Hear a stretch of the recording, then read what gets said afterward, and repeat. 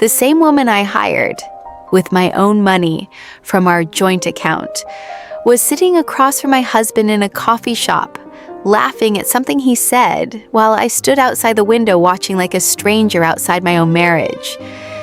And all I could think was, I did this. I literally paid for this moment to happen. Welcome back to Beyond the Vows.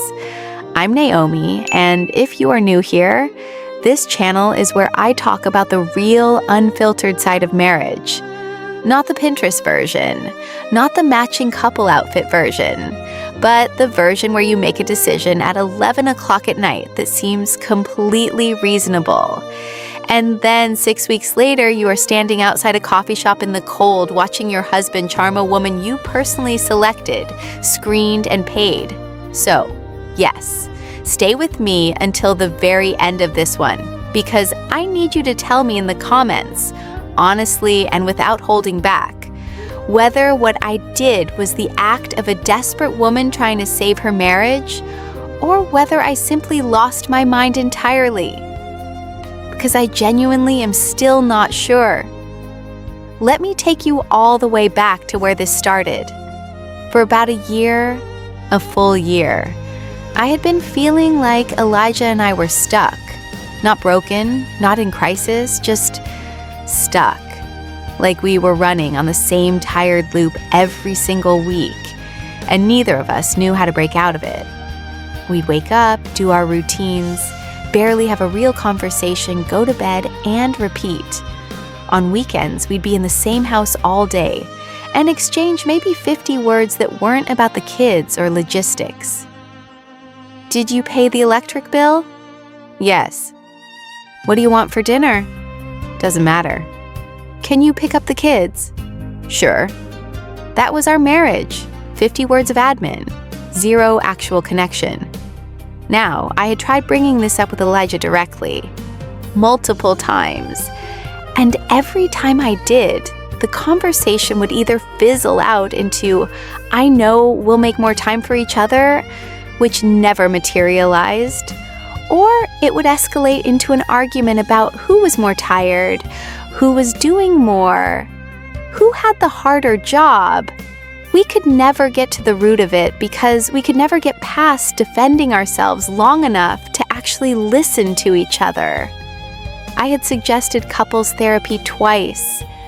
The first time, Elijah said he wasn't against it, but he didn't think we were there yet. The second time, he said he'd think about it, and then never brought it up again. And I didn't push because I didn't want to make it seem like I thought our marriage was broken. It wasn't broken, it was just quietly running out of air. So one evening, I was down a rabbit hole on the internet, as you do, and I came across something called marriage coaching. Not couples therapy exactly, but a coaching approach focused on helping one partner become more emotionally present, more communicative, more intentional in the relationship. And the way it was described, it sounded perfect for what I was dealing with. The coach works with one individual to help them understand their emotional patterns, their communication gaps, and how their behavior affects their partner. I read about it for 2 hours. And somewhere in those 2 hours, a plan started forming in my head. What if I hired a marriage coach, specifically for Elijah? Not couples therapy, where we both have to agree and show up and be vulnerable together. Just someone who could work with him individually, help him understand how to be more emotionally present, teach him how to communicate better, and do it all without it feeling like an attack on him. Because every time I told Elijah something was wrong, he got defensive. But a professional stranger, maybe he'd actually listen to a professional stranger. And here's the critical detail of my genius plan. I was not going to tell him why I was signing him up. I was going to present it as personal development coaching, just general life and career coaching. He'd never even know it was marriage-related until he was already in it and already improving. I know what you're thinking right now. But I was convinced this was practical, strategic, and honestly quite loving of me. I was putting in effort to fix my marriage even when my husband didn't think it needed fixing. What could be wrong with that? I found a coach online. Her name was Serena. Serena had a beautiful professional website, excellent reviews, a calm and confident tone in her intro video, and a specialty in emotional intelligence and relationship dynamics.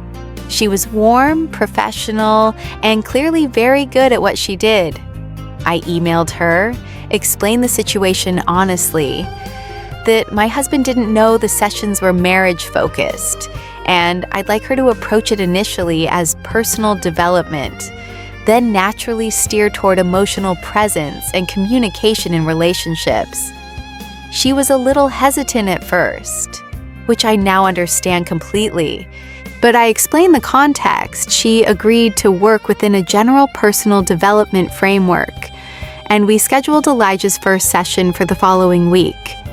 Now I had to get Elijah to actually go, so I told him I had signed him up for a few personal development coaching sessions as a gift.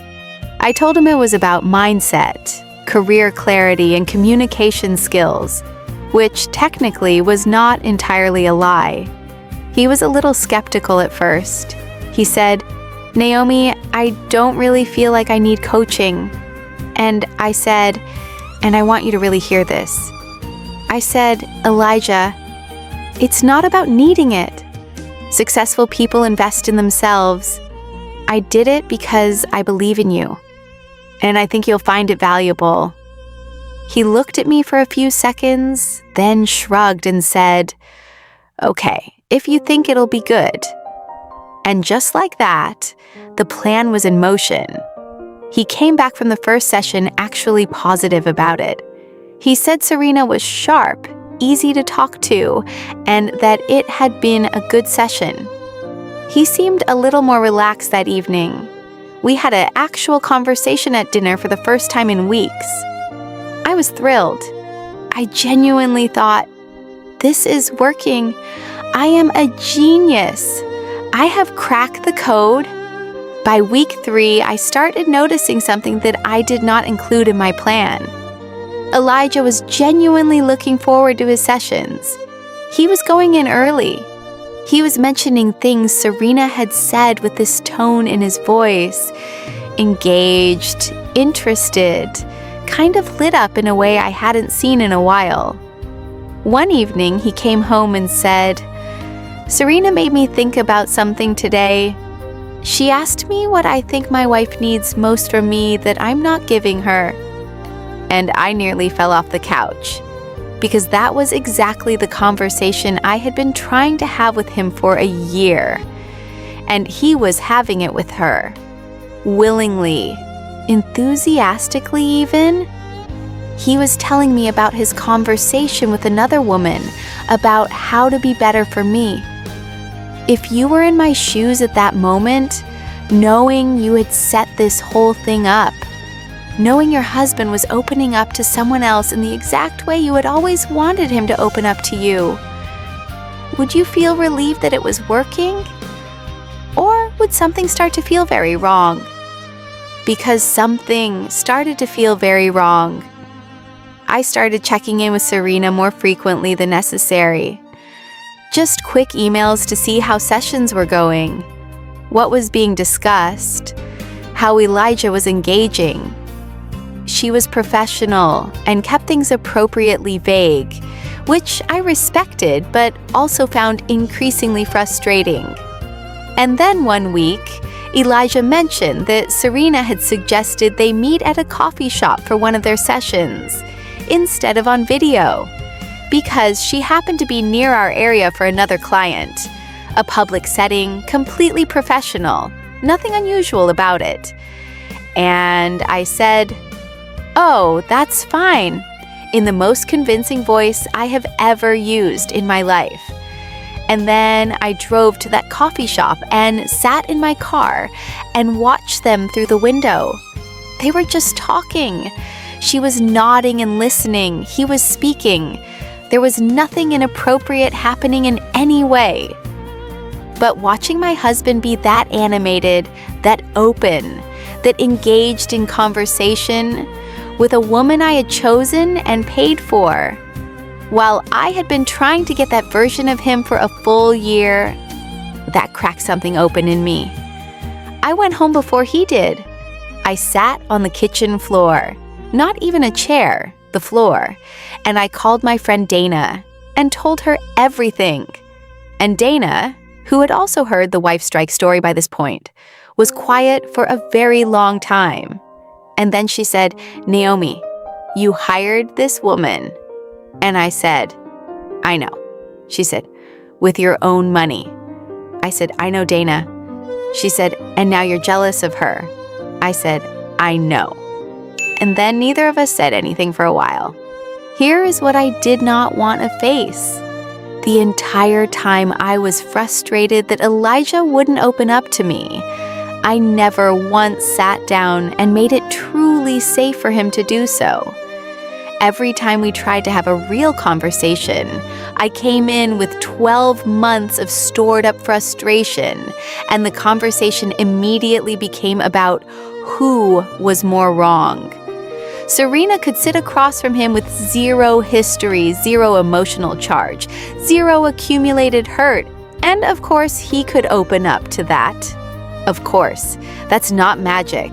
That's just the absence of everything I had unintentionally built up between us. Would you be comfortable knowing that your husband can open up freely to a stranger but shuts down when he talks to you? And then realizing that maybe, just maybe, part of the reason is the way the conversations always go, because that realization sat with me for days, and I did not enjoy it at all. I ended Serena's sessions after the 6th week. I thanked her professionally, paid the remaining balance, and told Elijah that I felt like he'd gotten good value from the sessions and we could wrap up. He said he agreed and actually thanked me again for signing him up. And then 3 days later, completely on his own, he sat me down one evening and said, "Naomi, I've been thinking about some things from those sessions and I want to talk to you about us." And he did. He talked. He told me he felt like we had drifted and he wanted to close that gap. He asked me what I needed from him. He actually asked. And I sat there and thought, this is everything I wanted. He is doing exactly what I hoped he would do. And the first thought in my head was not gratitude. It was, would he have done this on his own eventually if I had just been patient? Did I spend money on a woman I then got jealous of, sit on my kitchen floor, drive to spy on a coffee shop, and put myself through 6 weeks of unnecessary spiral for something that maybe could have happened with one honest, calm conversation? So here's what I want to ask you before I go, and I really, truly want your answers in the comments. If your marriage felt stuck and your spouse kept shutting down every time you tried to talk, would you go to the lengths I went to? Or would you have found a different way? And be completely real with me. How many of you have come up with a plan to fix your spouse instead of just fixing the conversation? Because I have now done this twice. And both times the only thing I actually proved was that I will go to extraordinary lengths to avoid being direct. Tell me below. Tell me I'm not alone. And if you think I absolutely played myself from start to finish, say that too. I promise I can handle it. I've had time to process. We bring more interesting marriage debates to your screen every week. And if this one made you shake your head, laugh, or feel personally called out, make sure you're subscribed so you don't miss the next one. Until then, take care of your marriages and maybe just say the thing directly before it turns into a whole project.